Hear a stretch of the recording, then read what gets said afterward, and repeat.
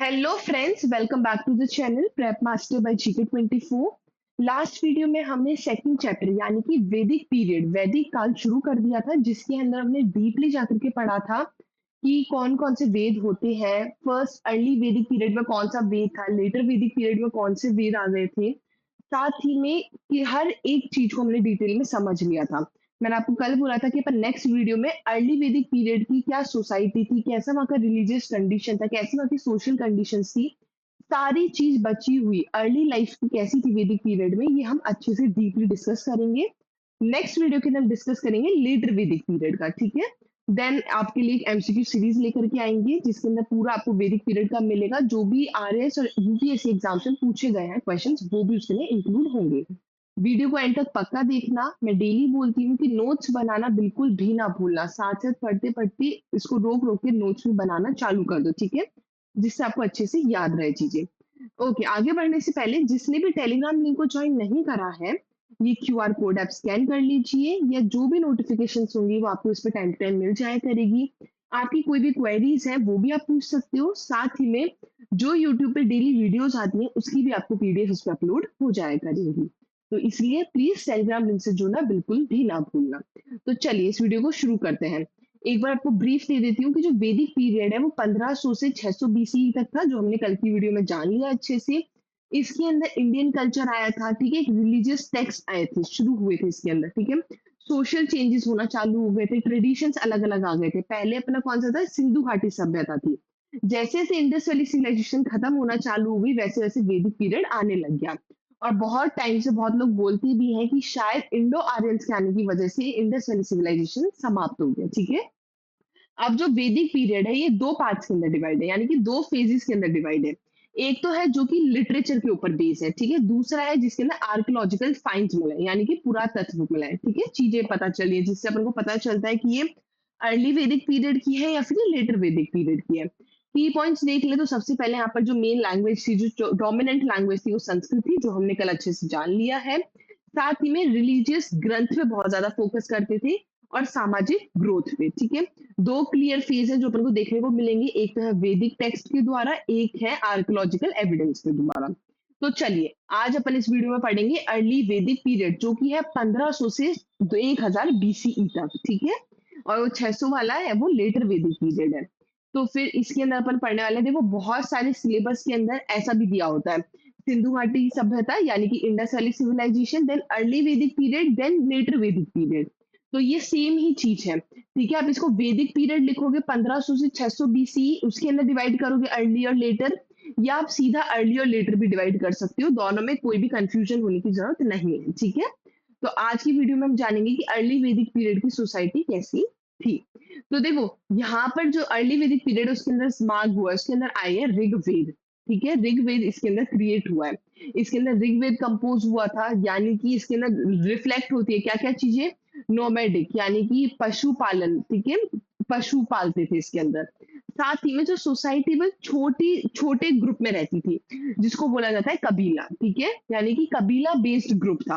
मतलब छोटी सी जगह में रहती थी पूरी की पूरी सोसाइटी, और ये फोकस ज्यादा किस पे करते थे, ये पशुपालन पे, ठीक है, नोमैडिक हर्डिंग्स हो गए, इन सारी चीजों पे फोकस करते थे। साथ ही में सबसे मेजर फोकस अब होता है रिचुअल्स पे, ठीक है। ओके, अब अपन जानते हैं कि इसका लिटरेरी सोर्स क्या है, कैसे पता चलता है अर्ली वैदिक पीरियड में ये सारी चीजें थी। तो देखो जैसा कि हमने पता करा है कि जो ऋग्वेद है वो ओल्डेस्ट वेद है, जो अपन सबको पता चल चुका है। अभी तक का लिखा हुआ जो सबसे पुराना प्राचीनतम वेद है वो है ऋग्वेद, ठीक है। इसके अंदर टोटल 10 बुक्स हैं, जिसको अपन मंडल्स बोलते हैं, यानी कि 10 मंडल्स है टोटल। और सेकंड से लेकर के 8, दूसरे से लेकर के जो 8 मंडल हैं ये ओरिजिनल मंडल है, जो बहुत पहले बन चुके थे। लास्ट की 1 और जो 10th मंडल है ये बाद में बने हैं, ठीक है। और इनको जो ये सेकंड से लेकर के 8th मंडल है, इनको फैमिली मंडल भी कहते हैं, याद रखना, ठीक है। ऋग्वेद के अलावा जो लेटर वेद बाद में आया था वो थे सामवेद, यजुर्वेद और अथर्ववेद, जो हमने कल की वीडियो में डीपली पढ़ चुके हैं, ठीक है। ओके, अब अपन को आर्कियोलॉजिकल सोर्सेज क्या है, पुरातात्विक क्या है चीजें, ठीक है। तो देखो जो ये वाला जो पीरियड था, जो अर्ली वैदिक पीरियड था, ये कहाँ कहाँ से चीजें अपन को मिली है, पंजाब से अपन को मिली है। जैसा कि आप सबको पता ही चल गया था कल की वीडियो में कि जो इंडो आर्यंस है वो आए कहाँ पर थे इंडिया के अंदर, किस तरफ आए थे, नॉर्थ वेस्ट की तरफ आए थे, यानी कि वो पंजाब में सेटल होने आए थे सबसे पहले। तो जैसे कि पंजाब हो गया, उत्तर प्रदेश हो गया और नदर्न राजस्थान हो गया, ये इधर से इनको बहुत सारी चीजें अपन को देखने को मिली है। साथ ही में जो इंडस और घाघर और हाकरा नदी वाला जो एरिया है वहां पर भी, ठीक है। अब फाइंडिंग्स की बात करें तो देखो इसको पोस्ट हड़प्पन बोलो। पोस्ट हड़प्पन यानी कि हड़प्पा के बाद वाला टाइम, यानी कि सिंधु घाटी सभ्यता के बाद वाला टाइम बोल लो। चालकोलिथिक सेटलमेंट बोल लो, यानी कि हड़प्पा से लोग किसमें ट्रांसफर हो गए थे, वैदिक संस्कृत के अंदर ट्रांसफर हो गए थे, ठीक है। जैसे पहले जो टूल्स और जो पॉटरी थे उनसे पता चलता है कि कल्चरल ट्रांजिशन भी हुआ है। अपन को इसके अंदर फायर ऑल्टर्स हो गए, राइस हस्क हो गया, मड स्ट्रक्चर्स देखने को मिले हैं रिचुअल्स करने के लिए, ठीक है। साथ ही में कृषि बेस्ड लाइफ यानी कि एग्रीकल्चर सोसाइटी थी। इंडस वैली सिविलाइजेशन के टाइम पर भी थी, लेकिन वैदिक काल में आते आते एग्रीकल्चर सोसाइटी बहुत ही ज्यादा डेवलप हो चुकी थी, ठीक है।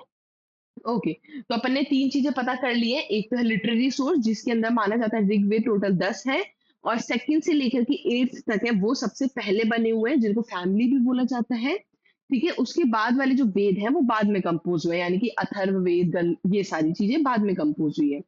की साइड की बात करें तो पंजाब में तो रहने ही आए थे। पंजाब, यूपी, नदर्न राजस्थान और इंडस घाघर हकरा वाली जो नदी वाला एरिया है वो भी इनका रहने की जगह थी। आर्कोलॉजिकल के अंदर अपन को पोस्ट हड़प्पन सेटलमेंट्स देखने को मिला है, यानी कि हड़प्पा के बाद वाला सेटलमेंट देखने को मिला है और अलग से टूल्स देखने को मिला है, पोट्री और अच्छी देखने को मिली है, फायर ऑल्टर्स मिले हैं। किसके लिए मिले फायर ऑल्टर, रिचुअल्स यज्ञ वगैरह करने के लिए, ठीक है। तो ये तो थे इनके literary archaeological sources, literary sources और की साइट्स। देन आता है कि यहाँ पर ज्योग्राफिकल कंडीशन कैसी थी अर्ली वैदिक पीरियड के अंदर। तो देखो अर्ली वैदिक जो सेटलमेंट था, वो जो एरिया था वो था सप्त सिंधु। सप्त सिंधु एक संस्कृत का वर्ड है। सप्त मतलब होता है 7 और सिंधु मतलब होता है नदियां, यानी कि 7 नदियों से बनी हुई जो लैंड है वो वाला जो एरिया था वो था अर्ली वैदिक सेटलमेंट, जहाँ पर वैदिक लोग रहते थे, ठीक है। कोर रीजन जो मेजर रीजन थे वो था पंजाब और हरियाणा, ठीक है। ये धीरे धीरे जो गोमल प्लेन्स आ जाता है, जो सदर्न अफगानिस्तान वाला एरिया आ जाता है, जम्मू कश्मीर वाला एरिया आ जाता है, वहां पर भी थोड़ा थोड़ा सेटल होना चालू हो चुके थे, ठीक है। तो ये तो है इनका ज्योग्राफिकल कंडीशन। की पॉइंट्स की अगर बात करें तो देखो सप्त सिंधु है वो अर्ली वैदिक संस्कृति का दिल माना जाता है, ठीक है। इसको बाद में इसका नाम पड़ा था 7 नदियां, यानी कि 7 नदियां बाद में नाम पड़ा था, उससे पहले इसको बोला जाता सप्त सिंधु, यानी कि जो कि संस्कृत शब्द है। जो मेन सेटलमेंट है वो अपन ने जान लिया, पंजाब और हरियाणा मेन सेटलमेंट थी। धीरे धीरे ये गोमल प्लेन्स, सदर्न अफगानिस्तान हो गया, साथ ही में जो सदर्न जम्मू कश्मीर वाला पार्ट हो गया, वहां पर भी सेटल होना स्टार्ट कर दिए थे, ठीक है। अब देखो 7 नदी कौन-कौन सी हैं जो मिलती है सप्त सिंधु बनाती हैं। तो देखो सबसे पहली तो है खुद एक सिंधु नदी, ठीक है, जिसका अभी का नाम है इंडस रिवर। पहले इसको सिंधु नदी बोलते थे, इसीलिए इसको बोलते हैं अभी इंडस वैली सिविलाइजेशन, और पहले बोलते सिंधु घाटी सभ्यता, ठीक है। तो आप इसको हिंदी नाम बोल लो या फिर पहला वाला नाम बोलो, तो ऋग्वेदिक जो नेम है वो होता है इसका सिंधु और जो अभी का मॉडर्न नेम है वो है इसका इंडस, ठीक है। ये सबसे ज्यादा इंपॉर्टेंट रिवर्स थी आर्यंस के लिए। देन दूसरी आती है सरस्वती, जो कि अभी लुप्त हो चुकी है एकदम। सरस्वती ऋग्वेदिक नाम था, अब इसको बोलते हैं घाघर और हाकरा रिवर, ठीक है। जो घाघर और हाकरा रिवर है वो है सरस्वती रिवर, ठीक है।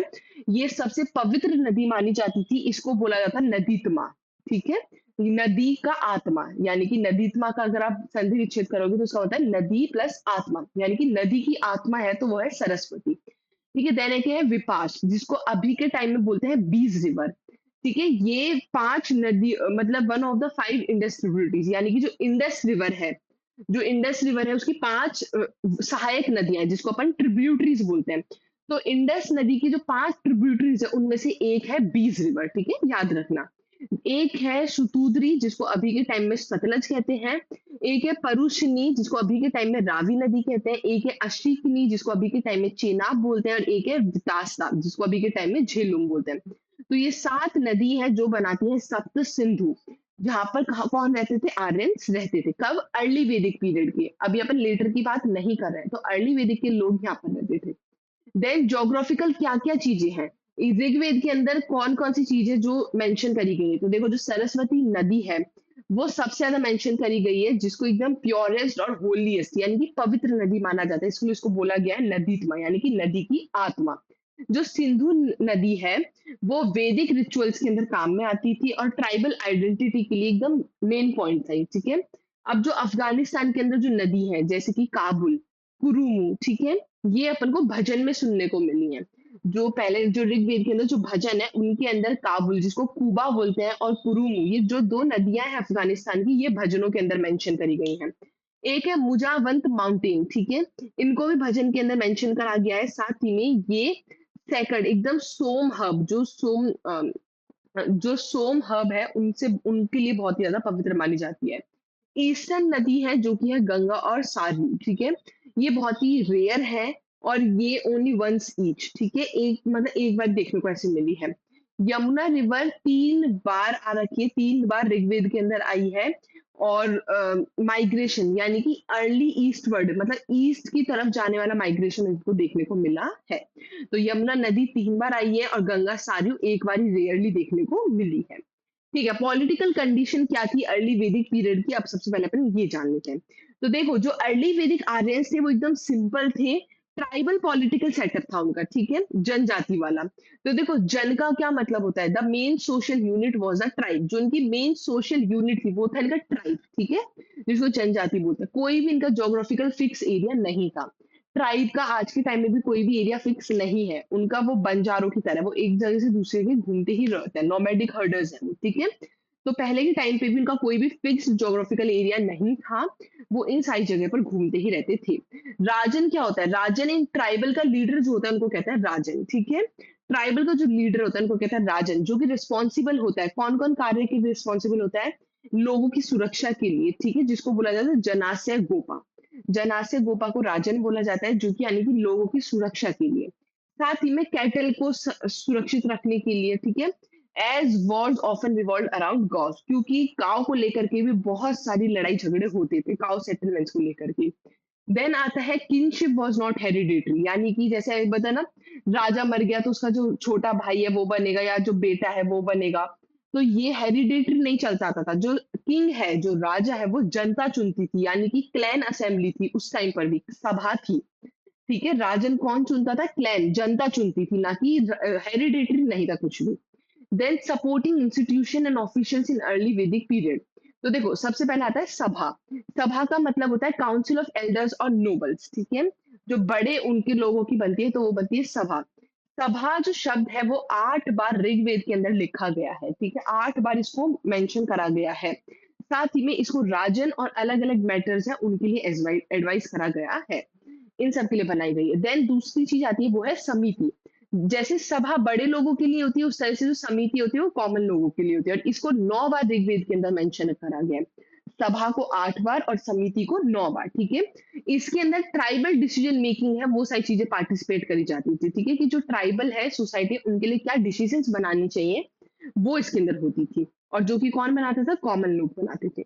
फिर आता है विधाता, ठीक है, ancient institution for ritual and war बूटी डिस्ट्रीब्यूशन, ये कम्युनिटी एक्टिविटीज के अंदर बहुत ही मेजर रोल प्ले करता था, ठीक है। देन आता है स्पष्ट, स्पष्ट मतलब कि जो निगरानी रखते हैं, ठीक है, सिक्योरिटी टास्क जो दिया जाता है। देन आता है रत्निन, ठीक है, ये 12 मिनिस्टर का ग्रुप होता है जो राजन की गवर्नेंस के अंदर पूरा काम करता है, ठीक है। रत्निन याद रखना, जो रत्निन है, सॉरी, जो रत्निन है वो 12 मिनिस्टर्स का ग्रुप है, यानी कि इसके अंदर टोटल 12 मिनिस्टर्स हैं, जो किसके अंडर काम करते हैं, राजन के अंडर काम करते हैं, ठीक है, राजन इनको जो काम बताता है वो ये काम करते हैं। ठीक है, अब 12 मिनिस्टर्स कौन कौन से अपन वो जान लेते हैं।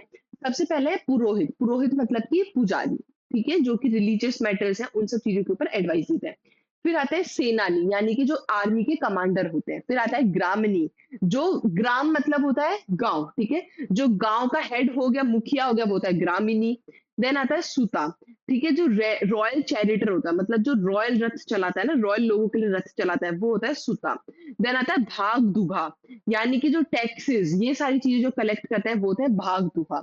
देन आता है अक्षवापा, यानी कि जो वो राजकोष संभालता है, ठीक है, जो ट्रेजरर रखता है वो होता है अक्षवापा।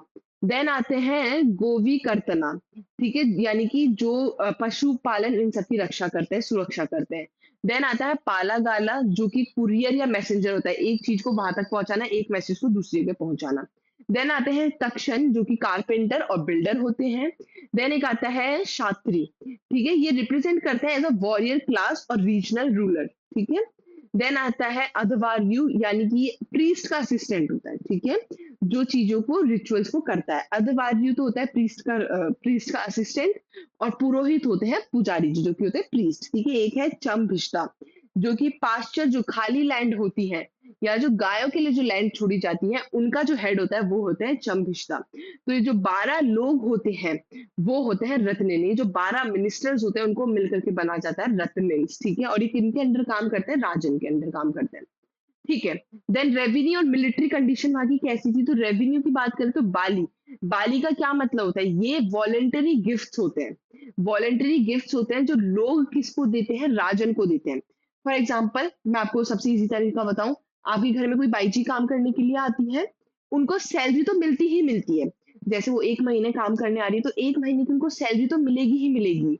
आप उनको जैसे डेली की चाय ऑफर करते हो, सुबह सुबह डेली वो चाय पीती है, ठीक है। कोई आप उनके लिए बाहर गए हो तो आप उनके लिए भी साथ में कोई कपड़े लेके आते हो, तो वो चीजें जो लोग राजन को देते हैं तो वो होता है बाली, ठीक है। मतलब एक्स्ट्रा गिफ्ट जो देते हैं, ठीक है, वो होता है बाली।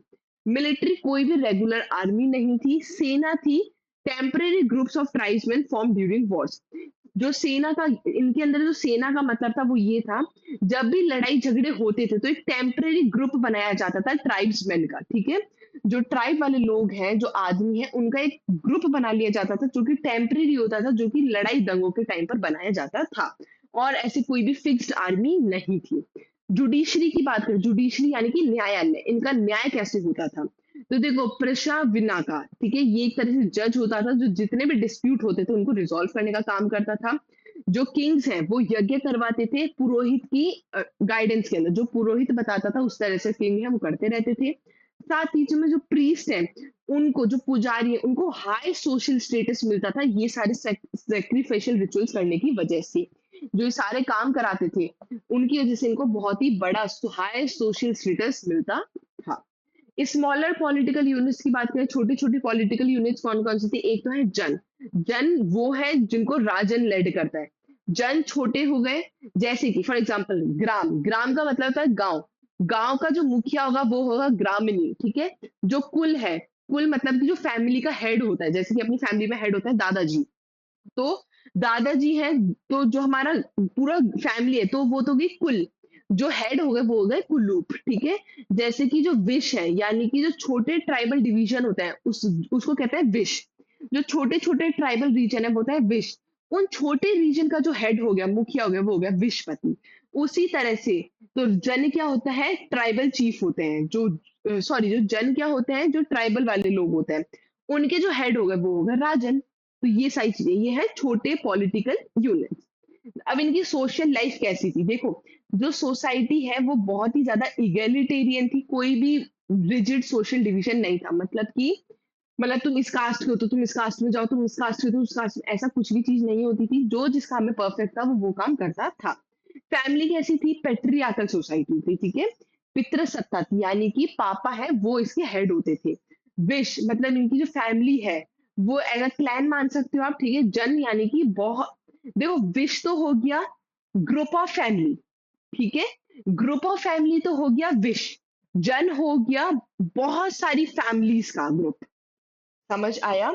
देखो, ग्रुप ऑफ फैमिलीज तो हो गया विश, एक बहुत सारे लोग हैं, जैसे कि अपनी एक फैमिली है तो वो हो गए विश। पूरी कॉलोनी की फैमिलीज अगर मिल जाए तो वो हो जाता है जन। कोई डाउट इस इधर तक? ठीक है। अब आता है वुमेन के स्टेटस इसमें कैसा था। जो जो वुमेन है वो हाईली रिस्पेक्टेड थी। ऐसा नहीं था कि तुम उनकी बेइज्जती कर दो, कुछ भी नहीं था, एकदम हाईली रिस्पेक्टेड थी। वो अपना वुमेन का स्टेटस बहुत ही ज्यादा इंजॉय करती थी, ठीक है। आजकल बहुत सारी वुमेन होती हैं जो मतलब बहुत सारे ऐसे गांव में फैमिलीज होती हैं जो वुमेन को दबाया जाता है जहां पर, लेकिन उस टाइम पर सोचो, इतने साल पहले वहां पर उस टाइम पर भी जो वुमेन है वो वुमेन होने का जो कर्तव्य है, अपना जो वर्क है वो एंजॉय करती थी, ठीक है। उनको एजुकेशन ले सकती है, वो उनके पास ये था कि वो पढ़ाई कर सकती हैं, वो सभा समिति इन सब के अंदर पार्टिसिपेट कर सकती है। आपने देखा ही होगा, लास्ट वीडियो मैंने आपको बताया था, ऋग्वेद के अंदर वुमेन स्कॉलर्स भी थी, ठीक है, पोएट्स भी थे जो ऋग्वेद के अंदर, जैसे अपाला, लोपा मुद्रा, घोषा, विश्वारा। तो सोचो उस टाइम पर औरतें पढ़ाई भी करती थी, जो सभा जो बड़े लोगों की होती है उसके अंदर भी अटेंड करती थी, और जो समिति जो कॉमन लोगों की होती है असेंबली, उसमें भी पार्ट लेती थी। तो वो भी था, ठीक है। देन कम्स मैरिज कैसी होती थी, देखो जनरली यहाँ पर मोनोगैमस होती थी, यानी कि लव मैरिजेस होती थी। कोई ऐसा कुछ नहीं था, लव मैरिज होती थी, एक ही इंसान से करो, ठीक है।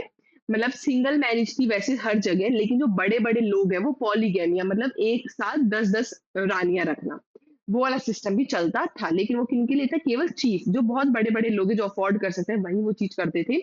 वरना मोनोगैमस, ठीक है, एक ही शादी यहाँ पर करते थे लोग। विडो रीमैरिज थी, सोचो उस टाइम पर विडो रीमैरिज थी इतने टाइम पहले, ठीक है, कि अगर किसी के हस्बैंड की डेथ हो गई तो वापस से शादी कर सकती है। कोई भी दहेज का सिस्टम उस टाइम पर नहीं था। ये तो धीरे धीरे बढ़ता गया, सोचो इतने साल पहले कोई भी डाउरी नहीं थी। अपने वेदों के अंदर भी लिखा है कि कोई भी डाउरी नहीं लेगा, ठीक है। ब्राइड को जो गिफ्ट मिलते थे, मतलब कि आप अपनी तरफ से जो ब्राइड को गिफ्ट दे रहे हो वो उनको बोला जाता था वहातू, ठीक है। लेकिन कोई भी डाउरी नहीं होती, दहेज नहीं होता था। चाइल्ड मैरिज का एविडेंस हमको देखने को नहीं मिला है, कोई भी चाइल्ड मैरिज नहीं हुई है। एक एज के बाद ही लड़की और लड़के की शादी कराई गई है, उससे पहले नहीं। अमाजू का क्या मतलब है? वुमेन जो, मतलब वुमेन वो चूज़ कर सकती है कि उनको अभी शादी नहीं करनी, उनको पढ़ाई करनी है। ये ओपिनियन उनका खुद का होता था कि अभी उनको शादी नहीं करनी है, उनको अभी क्या करनी है, पढ़ाई। तो ये वाला जो डिसीजन होता है इसको बोला जाता है अमाजू, ठीक है। इंटरकास्ट मैरिज अलाउ थी उस टाइम पर भी। जो वुमेन है वो विशपाला हो गई, ये सारी वॉरियर्स थी, सोचो ये ऋग्वेद के अंदर भी मेंशन करा गया है इनको। देन कम कास्ट और वर्णा। कोई भी ऐसा कास्ट सिस्टम नहीं था, कोई भी वर्णा नहीं था, ठीक है। जो लेबर है वो अपने अपने कामों की वजह से डिवाइड थे। जो पुरोहित हैं तो उनको प्रीस्ट वाला काम दे दिया जाता था। जो क्षत्रिय हो गए, ठीक है, जो मिलिट्री का काम संभालते थे। मतलब कि बर्थ पे, कि तुम्हारा इस फैमिली में बर्थ हुआ है तो तुम यही काम करोगे, उस टाइम पे नहीं था। जो काम तुमको आता है उस अकॉर्डिंग तुमको लेबर में डिवाइड करा जाएगा, ठीक है। जैसे कि पुरुषा सूक्ता जो कि ऋग्वेद 10th मंडल के अंदर है, जिसके अंदर टोटल 4 वर्णास अपन को देखने को मिलती है, जो कि है ब्राह्मण, जो एजुकेशन का काम करते थे, क्षत्रिय जो मिलिट्री का काम करते थे, जो वैश्य जो ट्रेडिंग का मतलब व्यापार का काम करते थे, और शूद्र जो कार्य करते थे, ठीक है। इनका रोल था, और जबकि ये हायरार्की नहीं था, यानी कि जो तुम्हारी फैमिली, अगर मानो तुम्हारी फैमिली क्षत्रिय है तो तुम भी क्षत्रिय बनोगे, नहीं। अगर तुम व्यापार करोगे तो तुम वैश्य भी बन सकते हो, ठीक है। अदर सोशल फीचर्स क्या क्या थे यहाँ पर, दास और दासी, ठीक है, मतलब कि स्लेव्स थे यहाँ पर। वुमेन भी एज अ स्लेव थी, मैन भी एज अ स्लेव थे, लेकिन स्लेवरी कॉमन नहीं थी। ऐसा नहीं था कि हर घर में बाई जी रख रखी है, हर घर में नौकर चाकर है, नहीं। जो बड़े बड़े राजघराने थे उनमें थे, उसके अलावा कहीं पर भी स्लेवरी देखने को नहीं मिली है। जो आर्यंस है वो पेस्टुलाइट्स और अब वॉरियर की तरह रहते थे, ठीक है। जो गौ है उनकी वजह से, जो कैटल्स है, ग्रेजिंग लैंड है, उनकी वजह से बहुत ज्यादा लड़ाई हुई है यहाँ पर। जो सोसाइटी थी वो एकदम सिंपल थी, ओपन थी, वो अलाउ करती थी मोबिलिटी बिटवीन प्रोफेशंस, ठीक है। अलग अलग जगह अलग अलग चीज आप कर सकते हो। रिलीजियस लाइफ इनकी कैसी थी, तो देखो ये नेचर में ज्यादा विश्वास रखते थे इस टाइम पे लोग, ठीक है। जो नेचुरल फोर्सेस पे बहुत ज्यादा विश्वास रखते, जैसे कि सूरज, सन, हवा यानी कि विंड, आग यानी कि फायर, बारिश यानी कि रेन, और आसमान यानी कि स्काई, ठीक है। इन पे बहुत ज्यादा फोकस करते थे। पॉलीथीज्म यानी कि एक साथ बहुत सारे देवता देवतियों को मानना। आप मंदिर देख लो, आपके मंदिर में एक कृष्ण जी की ही मूर्ति नहीं होगी, हनुमान जी की भी होगी, लड्डू गोपाल जी रख रखे होंगे आपने, ठीक है, माता रानी रख रखी होगी, मतलब एक साथ बहुत सारे भगवान की पूजा करना। कुछ ऐसे थे हेनोथिज्म, यानी कि वन गॉड, एक ही भगवान को, देखो इसका ये मतलब नहीं है, मानो आपने अपना मंदिर रख रखा है, ठीक है, मंदिर में आप डेली नहलाते हो, सब चीज करते हो लड्डू गोपाल जी की, इसका ये मतलब थोड़ी आपने सारे भगवान जी को धत्कार दिया, नहीं। आप सबसे ज्यादा पूजा करते हो भगवान लड्डू गोपाल जी की, ठीक है। साथ में सारे भगवान की भी करते हो, लेकिन आपने सबसे ज्यादा किसको माना है, लड्डू गोपाल जी को, ठीक है।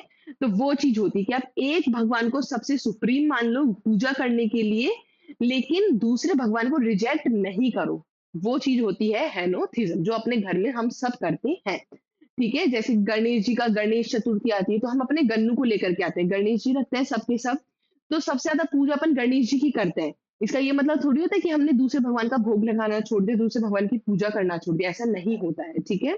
एक होता है मोनोथिज्म, यानी कि भजन गाए जाते हैं बहुत सारे भगवानों के लिए। एक होता है निर्गुण भक्ति, ठीक है, यानी कि फॉर्मलेस गॉड, जिनका कोई फॉर्म नहीं, अवतार नहीं है, उनकी भक्ति करना, ठीक है। ये चीज थी। मेजर डीटीज जो अपन को देखने को मिले, एक तो है दाइसू, ये ओल्डेस्ट स्काई देवता थे, ठीक है, सिंबलाइज द हेवन।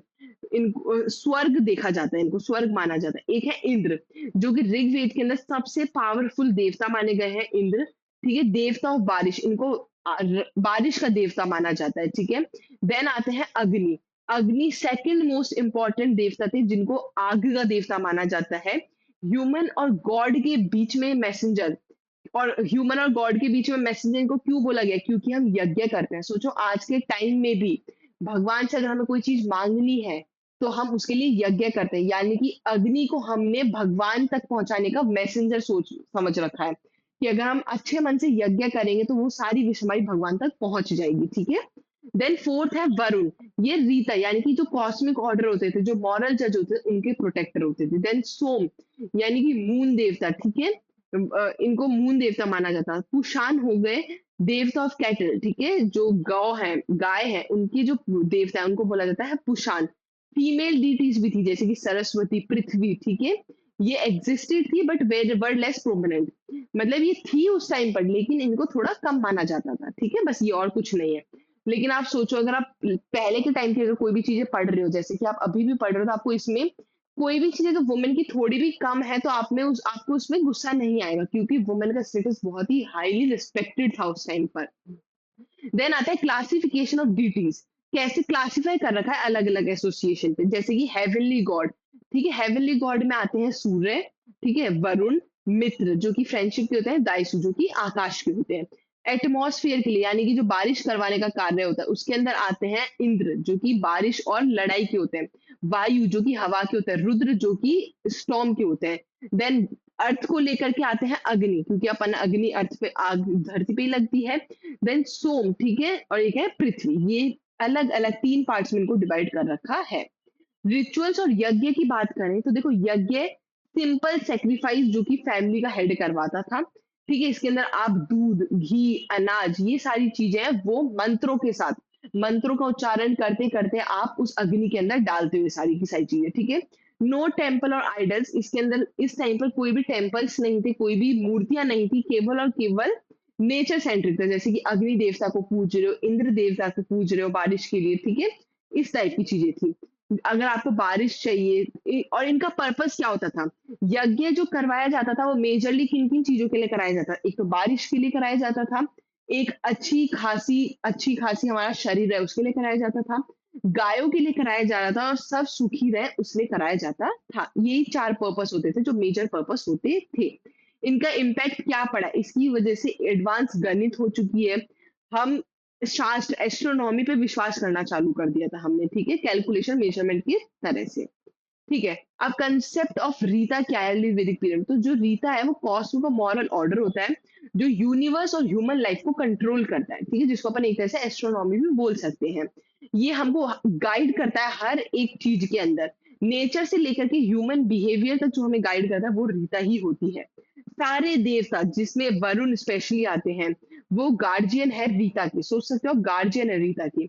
ये ड्यूटी से लिंक है, ये मॉरलिटी से लिंक है, ये यूनिवर्सल लॉ से लिंक है। फिर आता है इकोनॉमिक लाइफ कैसी थी, तो देखो पेस्टोरल इकोनॉमी थी, यानी कि प्राइमरली पेस्टोरल थी, लेकिन कैटल रियरिंग पे थे, ठीक है। गौ है जो मेन सोर्स था इनका इनकम जनरेट करने का, कमाने का, ठीक है। और ये प्रॉस्पेरिटी का भी सबसे इकलौती चीज मानी जाती थी ग्रो, यानी कि सुखी रहने की, ठीक है। की पॉइंट्स की अगर बात करें तो कैटल रियरिंग है वो प्राइमरी ऑक्यूपेशन था, ठीक है। गायों को चराना, पालना, ये सबसे मेजर ऑक्यूपेशन था, काम करने का जरिया था। जो वेल्थ है वो कितनी, पता है अगर कोई इंसान अमीर है तो पता है कैसे पता कर जाता पहले टाइम पर, कि भाई इसके पास कितनी गाय है, उससे पता चल जाएगा कि ये कितना अमीर है और कितना गरीब है। सोचो, जितनी ज्यादा गाय है तुम उतने ज्यादा अमीर होगे, ठीक है। जो गौ शब्द है ये ऋग्वेद के अंदर मेंशन करा गया है। अब देखो गौ से क्या क्या चीजें मेंशन करी गई है। गौ का मतलब होता है गाय, गोमत, ठीक है, गोमत का मतलब होता है जिसके पास सबसे ज्यादा गाय है, सबसे अमीर इंसान को बोलते हैं गोमत। गोपति होता है जो किंग का टाइटल, जिसका होता है टाइटल फॉर द किंग, जो राजा होता है उसको मिला जाता है गोपति, ठीक है, यानी कि प्रोटेक्टर ऑफ द काउ। गोधुली, ठीक है, गोधुली भी है। Time of day when cow return home, वो समय शाम का समय, देखो सुबह तो सब गाय खाना चराने चरने चली जाती है, उसके बाद जब शाम का समय जब गाय घर आती है, लौटती है, उस समय को कहते हैं गोधूली। ठीक है? लीनेज, किनशिप उसको कहते हैं गोत्र, यानी कि राजा का बेटा राजा, ये वो होता है गोत्र। दुहित्री, ठीक है? यानी कि बेटी, इसका मतलब one who milks the cow, ठीक है? जो दूध पिलाने का काम करती है, वो है दुहित्री। एक है गौयुति, ठीक है? यानी कि गौयुति यूनिट होती थी डिस्टेंस की, सोचो एक जगह से दूसरे, जैसे अभी किलोमीटर यूज करते हैं, उस टाइम पर गोयुति होता था, ठीक है?